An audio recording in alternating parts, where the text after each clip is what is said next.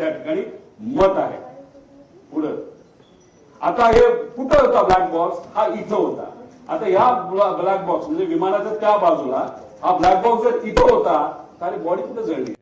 इथं केबल सुद्धा आहेत, पुढे केबल पण आहेत, त्या सगळ्या कॉपरच्या केबल आहेत. कॉपरचा मेल्टिंग पॉईंट अजून कमी असतो, त्या सुद्धा तिथं मेल्ट झालेला नाहीत. म्हणजे उगाचच कालचं आज आमचं प्रेझेंटेशन आहे म्हणून काहीतरी द्यायचं, म्हणून काहीतरी माहिती काल दिली असं आमचं त्याच्यामध्ये मत आहे. पुढे हे सगळे उदाहरणं आहेत. ह्याच्यामध्ये हे कुठलं तरी एमिरेट्सचं दिसतंय, एअर इंडिया दिसतंय, हे बँकॉकचं दिसतंय. ह्याच्यामध्ये सगळ्यात मध्ये सेम इंटेन्सिटी, सेम आग, सेम टेम्परेचर सगळं असताना ब्लॅक बॉक्स पूर्णपणे त्याच्यामध्ये मिळालेला आहे. पुढे आता बघा इथं केबल आहे, केबल सगळ्या तुम्हाला दिसतील. अजून तुम्ही व्हिडिओ बघितला तर केबल तशाच तशा तुम्हाला दिसतील. हे सगळं आहे ब्लॅक बॉक्स आजीदादांच्या विमानाचा आणि इथे सगळ्यात केबल आहे. आणि त्याच्या पुढच्या भागाला तिथं काय ठेवलं असेल तर 2 कॅन ठेवले असतील असं आमचं मत आहे. ते शोधण्याची जरूरत आहे. 90 कोटी रुपये खर्च करून युनियन मिनिस्टर राम मोहन नायडू साहेबांनी काही महिन्यांपूर्वी एक लॅब इनॉग्रेट केली.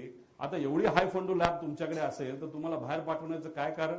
बरं ठीक आहे, तुम्ही बाहेर पाठवत नाही तर ते या लॅबमध्ये इथंच भारतामध्ये बसून तुम्हाला माहिती काढता येत नाही का? ठीक आहे, टेक्निकल एजन्सीची मदत घ्या असं आम्ही सांगितलं होतं. तुम्ही सुद्धा आता म्हणताय की नाही आता आम्ही टेक्निकल एजन्सी फक्त टेक्निकल गोष्टीसाठी बाहेरच्या एजन्सीची मदत घेऊ, ते सुद्धा कॅनडाचं. त्या कंपनीचं नाव मी पुढे सांगतो. पुढे आता ह्याच्यामध्ये अजून एक माहिती आहे.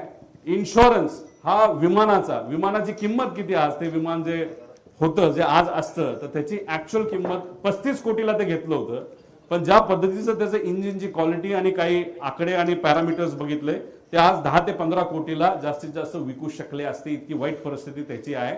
आणि ज्या लोकांनी ते विमान चालवलंय पूर्वी आणि आज ते कंपनी बरोबर नाही, या लोकांनीच आम्हाला सांगितलं की 10 कोटीत दिलं कुणी जर असतं आता तरी न घेणं हे जास्तच योग्य ठरलं असतं. आता 10-12 कोटीच्या किमतीचं जे विमान होतं त्याची आजची इन्शुरन्सची व्हॅल्यू किती होती? तर 55 कोटी रुपये होती. त्यानंतर लायबिलिटी इन्शुरन्स किती होता? 210 कोटी.